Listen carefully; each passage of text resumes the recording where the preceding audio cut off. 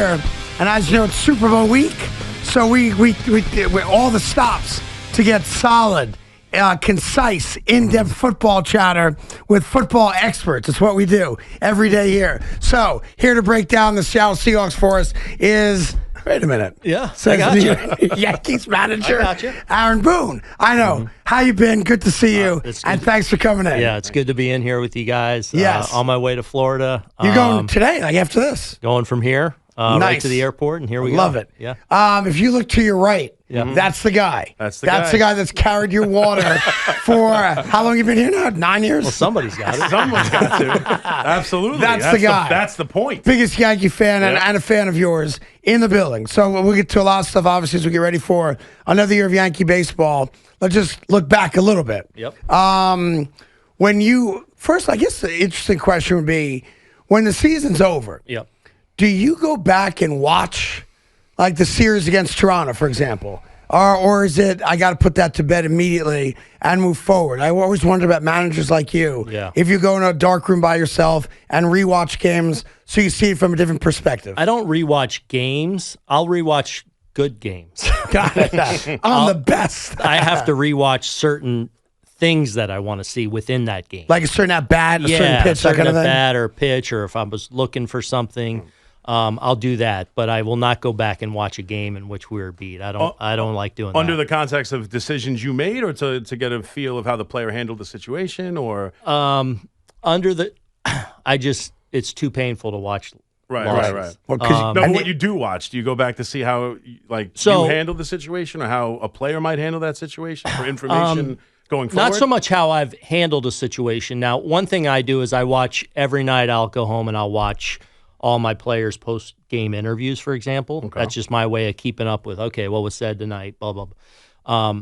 But when you're reviewing a decision or a play, usually it's not something that you have to necessarily watch. So I may be going to watch maybe a guy struggling that I'm personally a little interested. I want to go see what I'm seeing from him as a hitter, what he's doing, whatever. Or maybe we pick something up and I want to see how I'm seeing it from the TV. So those kind of things. Right. Have there been moments when you see it and it's totally different than what you thought you saw live? Not really. So you think you have a pretty good handle, like finger on the pulse of an at-bat, a certain pitch, or something that made you go look at it. I think there's things you learn, though. Sure. Without question. But no, most of my stuff is within the context of the game. And so obviously, one of the big things that came up, and it came up on the Fox broadcast with guys you know well, Alex Rodriguez and Derek Jeter, trying to talk about what's real, what's not real, from analytics on down, and Cashman to you, and the ownership to Cashman. Can you put it to rest once and for all? I know you guys collectively discuss things before series. That I know. Mm-hmm. We've discussed that. But between first pitch and last pitch, has there ever been a point where somebody, an unnamed guy, a voice on the other end of the phone, said, I want to see so-and-so in the 8th and so-and-so in the 9th? Any type of game decisions that you did not get to make by yourself? We can say put it to bed, but I don't believe that it will be put to bed. No, this is the show record. And hence the Yankee show. Because I will take calls all morning long. But I want to put it to bed. No matter what is said, that's the belief. Yeah, it's not true. It's nonsense. And even to the degree of the other stuff, like before a game we meet and we got to do, that's not really how it goes down either. I mean, so who invents that? I don't know. Because that's that's a narrative. I don't know, because I do think there are some. I'm assuming I've only got one frame of reference as a manager. I'm assuming there are some teams that are very hands-on in that way. Mm-hmm. But that said, I don't even think in any of those games you can't communicate with coaching staff other than through other coaches. So. Yeah, it's just none of that's ever true. So we can put that to bed finally? It's not true? And I think most Yankee fans feel that way. I think the perception would be is Brian Cashman is such a force in the organization who's been there forever. Sure. And it feels like to many, no matter what level of success, like Brian Cashman's going to be running things. And I think he can sometimes be viewed as someone who is like-minded and goes along and they talk about things, but ultimately who disagrees with their boss, and he goes along with things. But the thing about Cash is Cash is not in the weeds Right. in the baseball stuff. Right. Like Cash is the best hirer, delegator, overseer that I've ever been around. Mm-hmm. Like he's not in the weeds. Like we need to. Like he's not that guy. Right.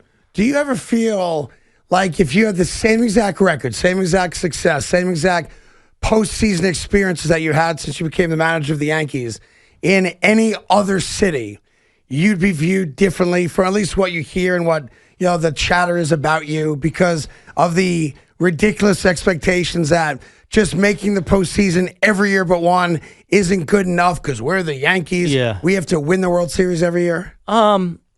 I don't know. I know what I signed up for in that regard. Right. So, and I don't know if you can ever be prepared for it. And I think the only thing that bothers me about it is that I haven't won one. Sure. And that's what we're trying to do, and that's what I want to do. And this notion that I feel like sometimes gets placed on us like, well, they're just happy to be good and get to the postseason, take our chance. Like, that's on some level what it is. It is with the extra rounds of playoff. It's very tough to roll through and get it done. But this notion that, like, this is the only reason I'm still doing this is I want to win a championship before I, 10 toes up, Well, let's get into that now with the idea of last year, a lot of running it back talk. Yeah. Right. So the fans would say, this is the same team. I know you guys made changes at the deadline and the team won't be the same opening day as it was last year's opening day. But it pretty much is the same team that lost in the ALDS to the Toronto Blue Jays and got beat all year long by the Toronto Blue Jays. And you said going in that you felt as good about this team heading into the playoffs as any team you've had as Yankee manager. So, I mean, I think you've acknowledged it's running it back. It's hard to push back on that. It is running it back. And what makes you feel comfortable, what makes the team feel comfortable that running it back is going to be good enough this time? Yeah. All right. So the end of last season was arguably the hardest one I've had because I felt so strongly about our group. Like I was telling people that privately and publicly, like we were healthy. I felt like the moves we made at the deadline kind of finished off our team. We were in a really good position, maybe more so than any other season that I've been manager. Like we've had a couple of great teams, but maybe we've been broke at the end of the year or beat up. Like last year it was happening. And so that's what made it difficult at the end for me. It was like, man, now you get beat and you go home, and it's to a division rival that kind of beat you up throughout the course of the year. So I'm personally excited that we have, the players we do going back at it because I think there's a hunger there because we didn't finish the job. Right. And I think we're really good. And I think the moves that we made at the deadline, which were in part designed for this year and beyond, finished off our team in a way that I feel like our core is our core, but then there's some of those complementary pieces that we needed because we're so left-handed. So to have those complementary pieces, I think, is big. Talking to Aaron Boone, of course, Yankees manager. A little bit later on this afternoon, we'll be on his way down to Tampa for another spring training. I'm wondering how often you talk this offseason with Aaron Judge, because Aaron Judge had a great postseason, obviously, last year, well documented, and we're looking at a great 5-year span of baseball that really has been unmatched in this era. Ohtani aside, I suppose. And I'm wondering what your conversations that you can share with us are like about, he's in his 30s now. Yeah. It's going to be hard to duplicate and repeat the type of offensive seasons he's had where he is kind of emotionally, mentally trying to finally get that ring. Yeah. I mean, he's obviously very invested. One of the great things about Aaron that's happening, and I'm going 10 days early to spring training in part because 80% of our guys are down there and already have been for weeks and in some cases even months, and that has a lot to do with Aaron. He's just because he lives down there in the off season. So he's created this kind of culture down there where guys love going in. And for us, it's really good because we have our player development or our coaches that we have that live down there with our hands on our guys. And especially like some of the pitchers that you want hitting their programs the right way, building up the right way. So he's so invested. I talk to him, I give him his space, but we talk a fair amount. And it's always about baseball? Everything like, from... I can't believe the rip on Netflix stunk so bad. Like, what are we talking about? Everything from... Can't believe Carton ruined the rip on Netflix. The Eagles-49ers game, because he grew up a 49er fan. Okay. So, so he gives you business on that one. Oh, yeah. So he's apparently got something waiting for me in Tampa. To different players we're talking about bringing in. What do you think? I want to get his opinion on certain things. He's such a good leader, so we talk a lot about how we're going to handle different things. Got it. Different things that come up to, and then he was up here getting his MVP at the writers' dinner, so we hung a little then. So he's I'm lucky to have a guy like him that's obviously not only the best player, but like if Aaron Judge shows leader. up 10 days early. And I'm not Aaron Judge. I better get my ass to Tampa. Plus, he's got the World Baseball Classic. I'm sure he's there a little bit early for that. Yeah. So, and I think that's been a really good thing because it's through he started his throwing program much earlier. The throwing is going really well, which is really exciting. He's feeling healthy. Yes, and he looks great as he usually always does. But I think that ramp up. I think he's excited for the WBC and I think his off-season work has. As a manager, what do you think about the WBC? I like it. And I think it's at a point. I think the last one reached a fever pitch that was awesome. Really exciting. I think you're starting to see now from the U.S. side, like guys don't want to miss out on this. Right. Now. It's at that point of popularity. Yeah. Maybe it's at its peak. I don't know if it gets any more. But the Americans want to win. But I have some, we have like 7, 8, 9 guys in it, which, damn. I'm like, let's get through it. Especially the pitchers. Right. But, I think ultimately it's good for the game. So I got to be on with it. Talking about injuries, since we're on that subject, I guess just give us a little quick thing. You said Judge is feeling healthy. Where are we with Cole, Rodon, Volpe? And then if I can, let me ask you about Stanton, too, because, out of last year, he was phenomenal through the World Series. Could not have been hotter. He was by far your best player, and then he shows up with elbow tendonitis in both arms. We know we can expect him to miss some time. That's kind of part of his game. The organization admits as much. Did he have any procedures on those elbows? Are we expecting him to come to camp feeling good? As well as those other guys I mentioned? Yeah, so last offseason, I didn't even know about the elbow stuff, and it was really bothering him in the postseason, the World Series, which makes it remarkable. And like I found out there were some days like he would wake up and like could barely pick up the bat to start the day. So he ended up having a lot of procedures late in the offseason last year because it didn't, when he started ramping up again, it was like, man, this needs to be better. So he did some things late in the offseason and then into spring training that hopefully, it wasn't as big an issue last year when he did finally come back. What do you put, like Tiger Bomb on it? I think he's in a good place. Okay. And I'm expecting big things. So that wasn't the ringing endorsement there. I'm a little nervous about Giancarlo. He misses time. No, I mean, he does. He's at that age where he's going to miss some time. He's going to miss some time. We all know it. But I mean, there's a guy that who obviously does offensive things that very few people have ever done before, but he gets hurt walking to first base. That's like crazy to me because he's jacked. He's an Adonis. I know he tried to cut back on some of the muscle stuff because baseball players, I mean, you look in the mirror, don't have to be jacked to play baseball. Well, one of the things he did in 24, he had such a good year. He missed the 1 month in August, but he was quietly, and obviously had a great postseason. Yeah. So that wasn't quiet. That was Big G. Yeah, and he had a great regular season this year. But his regular season in 24 was really solid too. He was just, for all the, it was obviously Soto and Judge and doing what they were doing, but G was like a steady, I think he ended up playing 120, 130 games, missed the August, but was just like such a steadying force in the middle, and then obviously went off in the postseason. I think he's in a good place and expecting big things. Because as a right-handed hitter in this lineup, very left-handed. He is a huge critical cog. Are there times when you see him swing at that outside low slider, and you're like, "Come on, man! Like you didn't even think about not swinging at that pitch." Sneaky better at that. He has been. Okay. Because there's times I'll be. I call it. I used to do this with Marcus Timms, who was our hitting coach for a long time. I call it the Big G. Like he would hit a ball I've never seen in my life, like swing and miss or tip it, the bat break in half and end up on the backstop behind home plate, and the ball dribble out in front of home plate at like 4 miles an hour.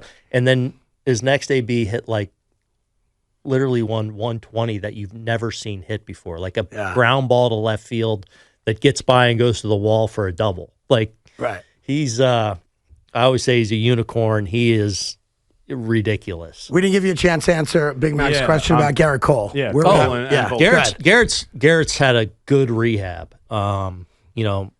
It's gone according to plan, no hiccups.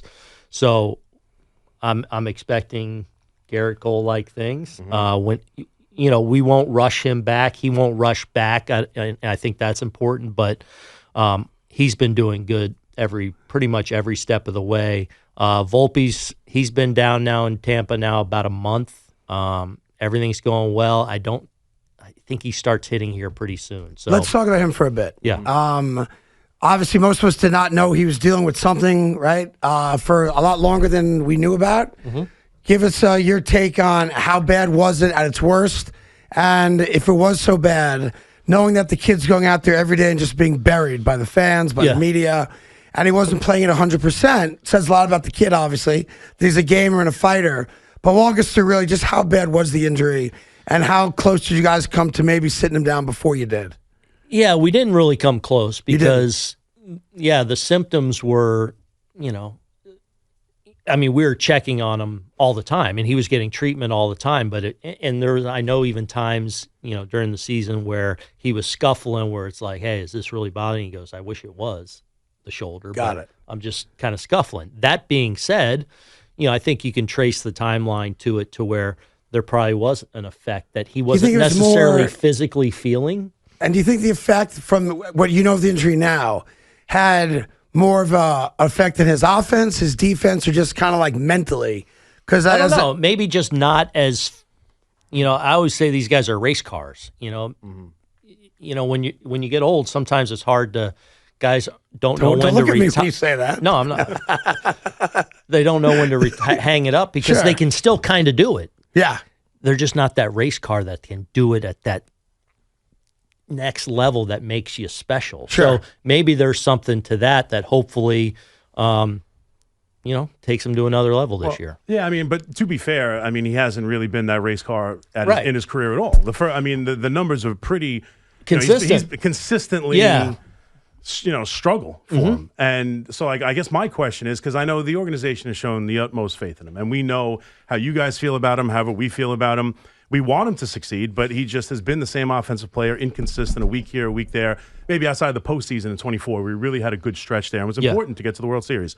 I guess my question to you is there a scenario where Caballero or any other player that might come to the team between now and the All-Star break, whatever, is there a scenario where Caballero could play himself into the starting shortstop of the New York Yankees, or is that position given to Volpe when he comes back? No, so here's the deal. Now with Caballero in the mix, we have somebody that's like, man, this guy's a really good big league player, right? And I think showed that with us. He's shown that the last couple of years with Tampa and Seattle, can really legit defend at a lot of different places, including shortstop. So, he started to push himself into the mix a little bit last year. I still think Anthony's going to be a frontline shortstop in this league. Like, everyone's path isn't linear. We always want it to be here, and that can be tough, especially in New York when you're kind of finding your way. So I think he's going to turn into that player, and I want it to be here. But bringing guys in like Caballero that. That I think that's good for competition. Yeah, but there's a time. There's a timeline on how long we give Anthony Volpe to become that player, right? Sure. Right. Sure. Okay. Yeah. So that's when do you want that timeline to be up? Well, about June 15th. I just think we should be open to everything. Yeah. She just said they are. When you go back last year and you think about the June swoon, Yes. where the Yankees seemingly couldn't get out of their own way and obviously lost to start piling up, have you been able now collectively as an organization been able to put your finger on a causal, rational explanation for that? Yeah, we couldn't finish games. We couldn't close out games. We had a couple of guys like Fernando Cruz went down at that time. So we had some guys in situations like in the 6th, 7th, 8th inning where we were just – it was a struggle for us. Right. And so we were in or even winning a lot of games in the 6th, 7th, 8th that got away from us in that time. And that's what eventually towards the end, like Devin really got it rolling. We brought in Doval, who struggled initially, but he was kind of rolling a little bit in the end. Obviously, Bednar coming over. So the pen was one of those things that really worked itself out and settled in August and September.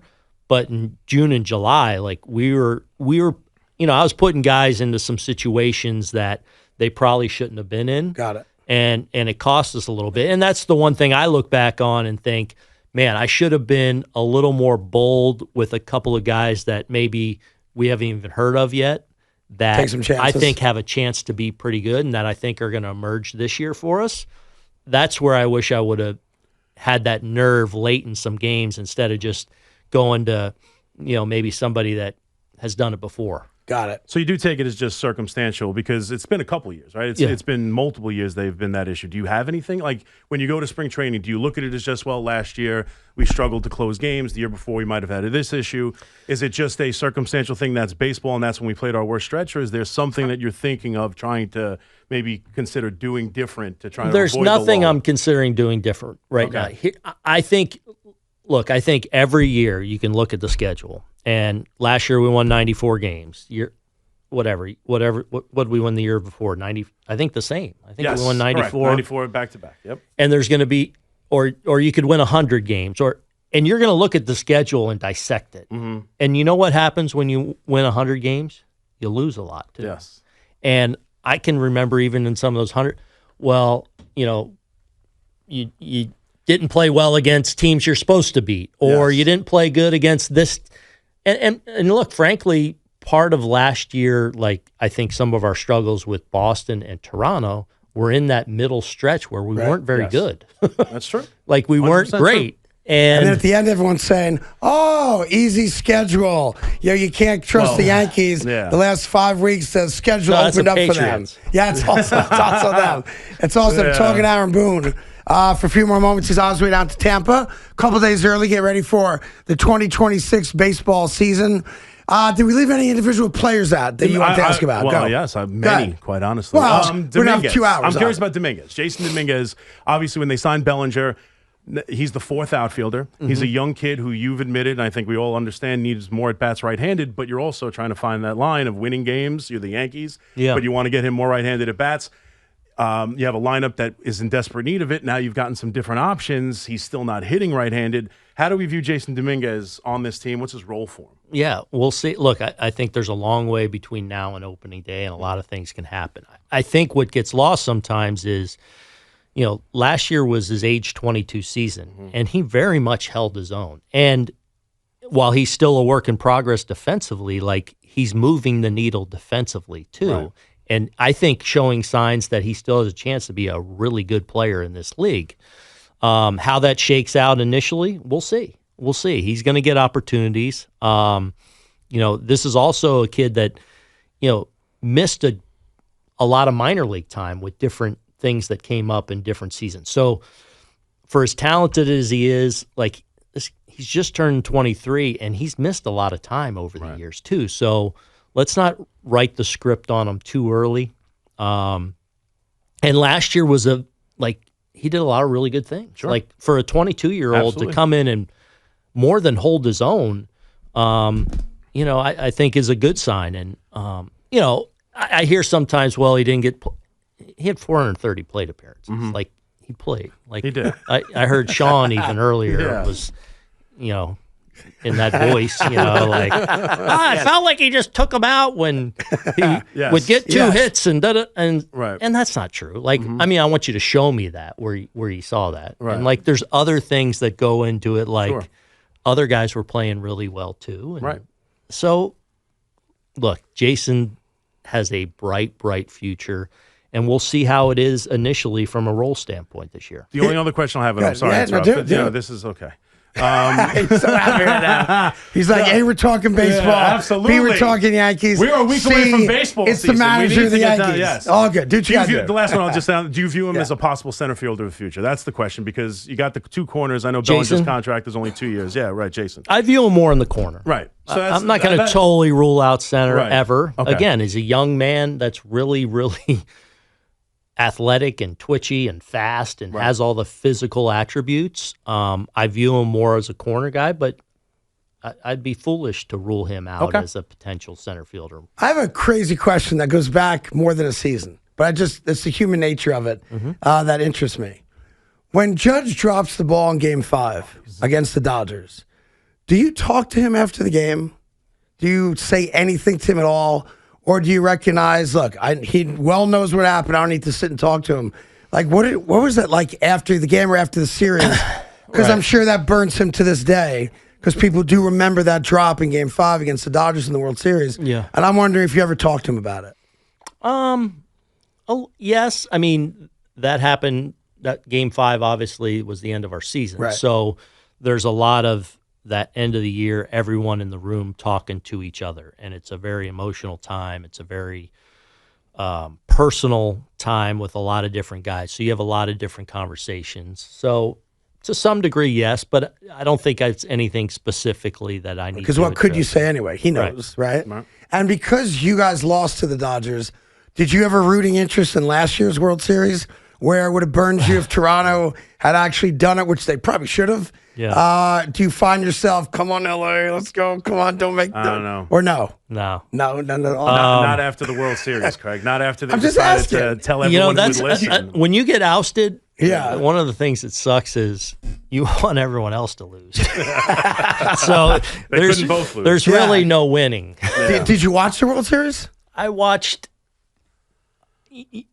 Because it was such an epic World Series, and I knew it was unfolding a little bit, I did watch some pieces of it, but I wasn't sitting down and watching it. So as it went on, when it's becoming this classic, you... Honey, turn it on real quick. Third inning, turn it off. Turn it off. Yeah, I watched by myself a lot. It's great for family life. Yeah. He also looks like a lot like Ernie Clement while he was hitting 700. You might have been able to live vicariously through him. That's right. Couldn't get him out to save anyone. I know that you're a proud man. I know that you'll let your overall record speak for itself when the time comes. Mm-hmm. But have you ever been in a spot, whether it's because of this radio station or what you hear or see on TV, where you fight the urge to howl at the moon about, man, we had the best record in the American League last year, tied with Toronto. We were in the World Series the year before that. Like, not to brag about your accomplishments, because obviously we don't have the championship, but I talk to the Yankees all the time about, how difficult is it when if you don't win the World Series, it's a failure. But if you compare your success that you have had as manager, and like I said to start this off, put it in any other city or any other non-baseball franchise in New York right now, we would all readily sign up for what the Yankees have accomplished. Yeah.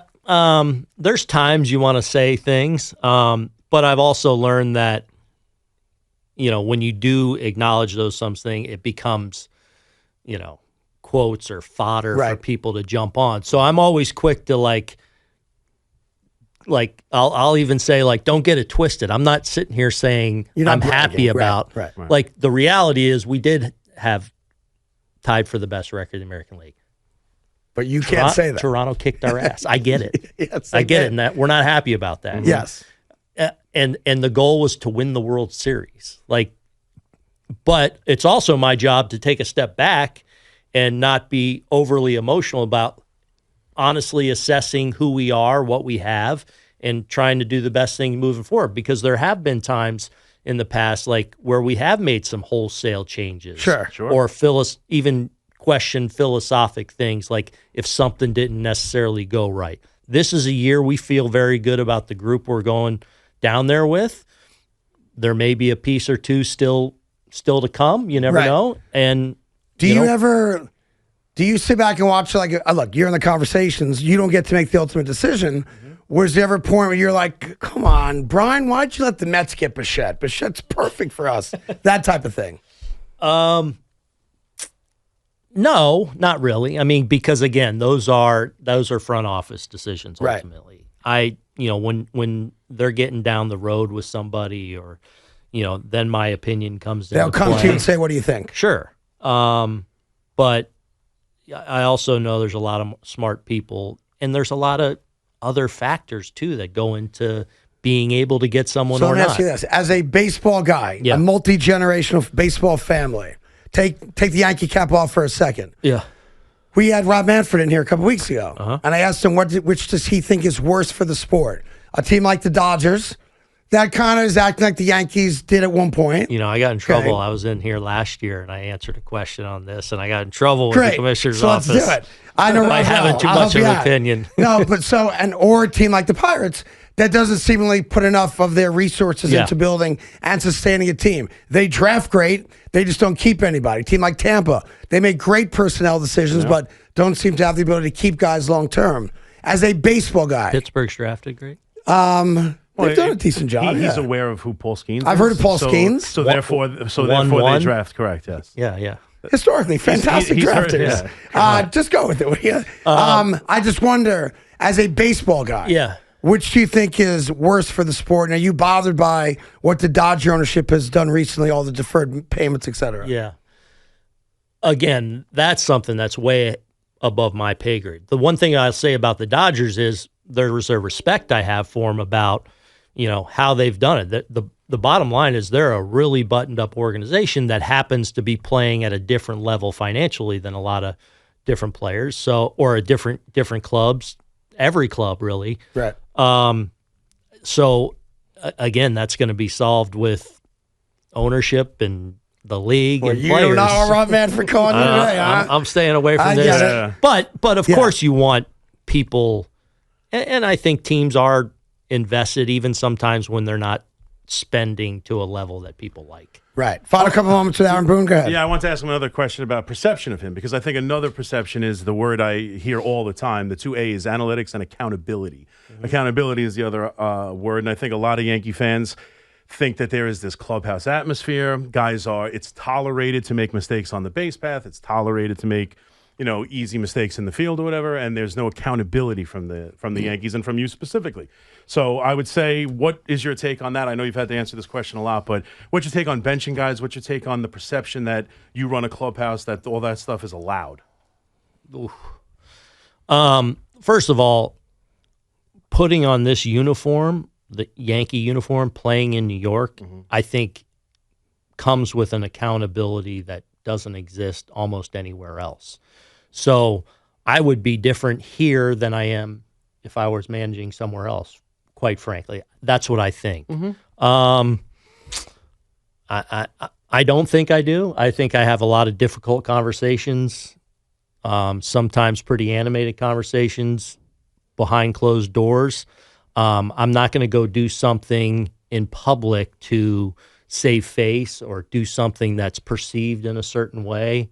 That's not leadership. That's tired, in my opinion. So I think we have a great clubhouse. I think it's been one of our strengths since I've been here. Like you don't hear issues, no, even though there always are.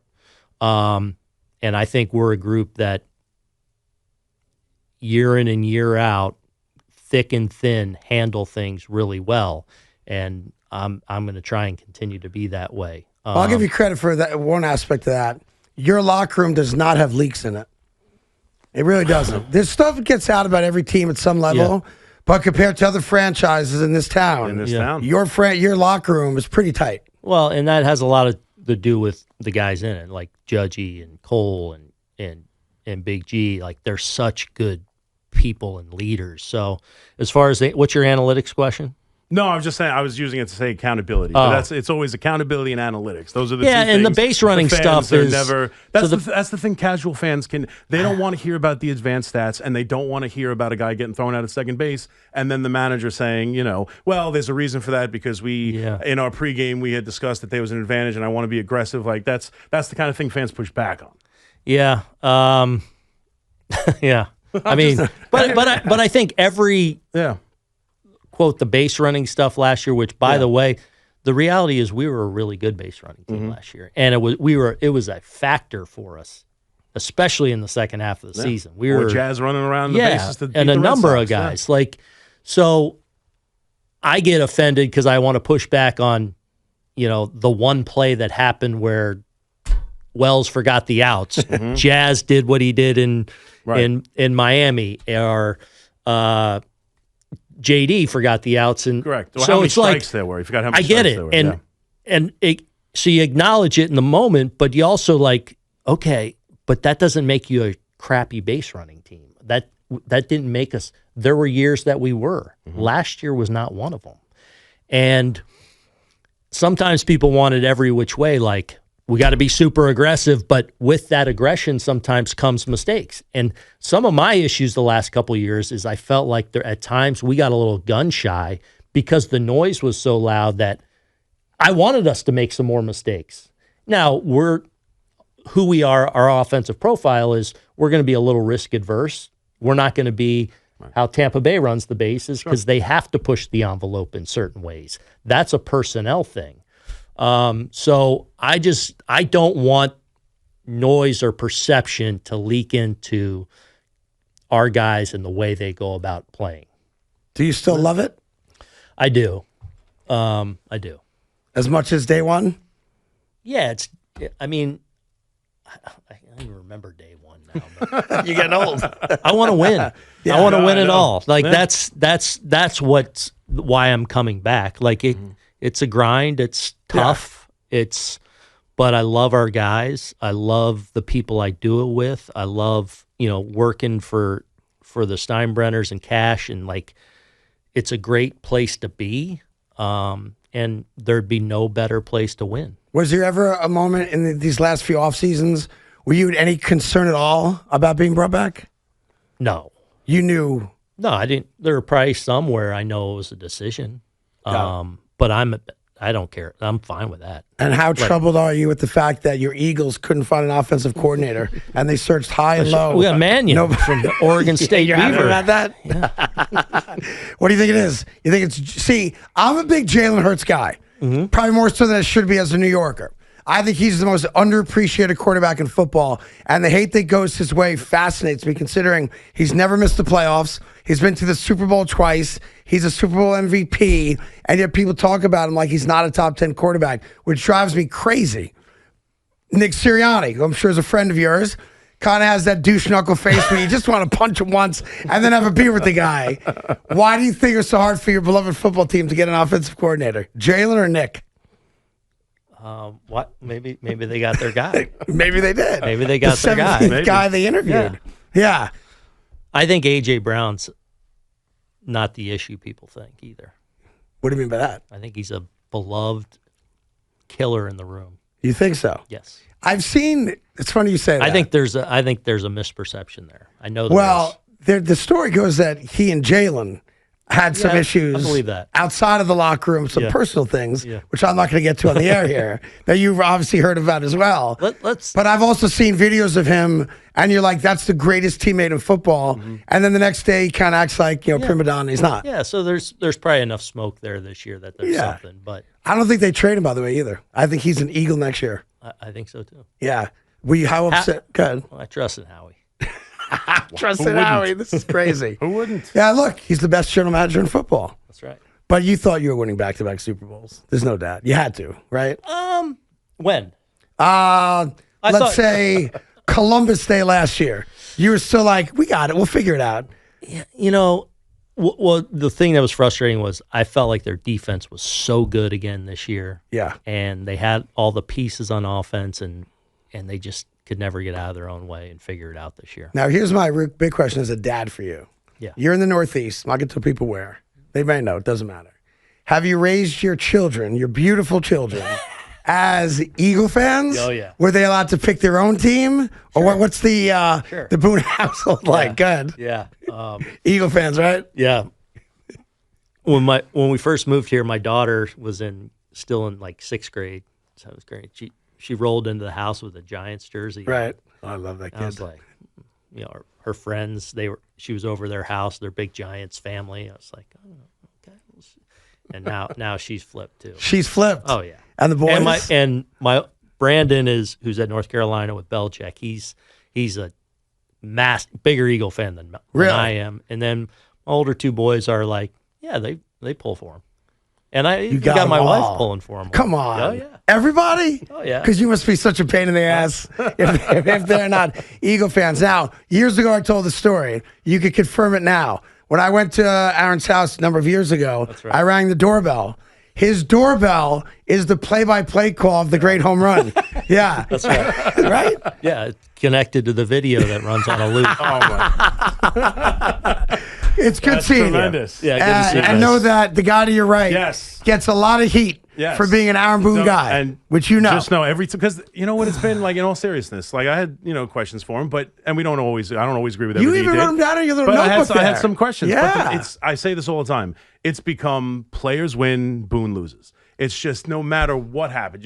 He brings in a reliever, gives up a home run. Why would you bring in that guy? He brings in a reliever who gets out of a jam with 4 strikeouts in an inning and 2/3. It's like, well, where else was he going to go? Of course, right? It's become obnoxious. It's just, it's obnoxious that he gets blamed for everything. It's just, it gets tiring. You know what, though? Yeah. Answering the questions, it just gets tiring. He's got a level of gets it that. But I'm going to do you a solid. I'm not giving him your phone number. You'd want that after every game. I got to ask him. I still got another question. I got more questions. I give you one more question. Well, I just wanted to ask him one question that's killing you. You didn't ask. Go. I'm curious about the idea, and I know it's probably a little bit more for Cash, but the idea of 162 versus the playoffs, right? Because I think that's the other perception. I'm trying to ask questions that I know the fan base is like.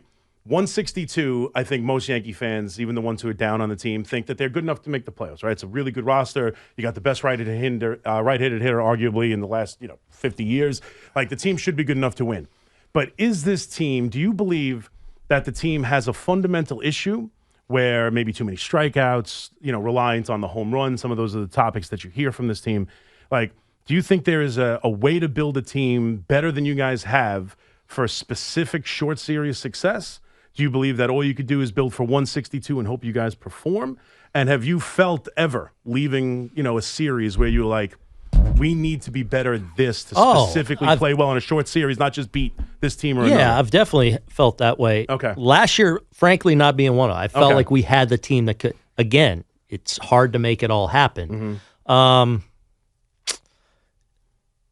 Look, you want the perfect team. Sure. You're chasing the perfect team. Right. It's hard to get there because ultimately you're building through free agency. Who do you bring back? Who do you trade? Like, I want it all, but you don't always have the reality is every year, even in the best, you have some weaknesses that you're trying to cover up when you can. What's the go-to baseball movie for you on the plane? Baseball movie? Yeah. Are you a Field of Dreams guy, a Bull Durham guy, For Love of the Game guy, 8 Men Out guy? I'm a Bull Durham. Yeah, me too. Because it's like right before I was in the Carolina League teams. So you can relate to a lot of the stories? A little bit of the, See, I told you. Told you it's not Field of Dreams. Told you, garbage. You just knocked Field of Dreams. Field of Dreams is great. It's fantastic. Come on. Really? Let's pretend in these fantasy lands you guys live in. That's a good movie. How about The Slugger's Wife?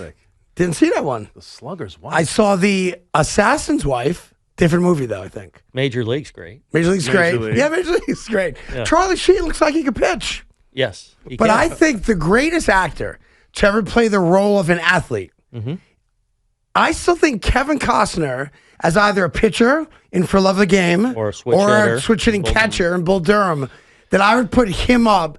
Look, Robert Redford is great in The Natural, look real. Yeah. But Wesley Snipes was terrible. He's not an athlete in Major League or in White Men Can't Jump. I think Costner might be the best. Yeah, pretty good. Tom Selleck. Mr. Baseball. In Mr. Baseball? Sneaky good. Not good. He took at bats. Like, there's a famous video. He took, like, but Charlie practice. Sheen. He threw low 80s, I think they were saying, right? And I think There's a story of him. I know, Tony Todd, his buddy, it's in a lot of those movies. I think there's a story of him showing up at like Pepperdine at like a college thing and like stepping in and going deep left-handed off the cage. Like, wow, that'd be pretty cool. Yeah, good. It's good seeing you. Yeah, you too. Appreciate you coming by. Safe trip down to Tampa, and obviously good luck for another baseball season. Thank you. Appreciate you coming by. Let's Aaron go. Boone, everybody. Bring it home. Take a quick break. Come back right after this.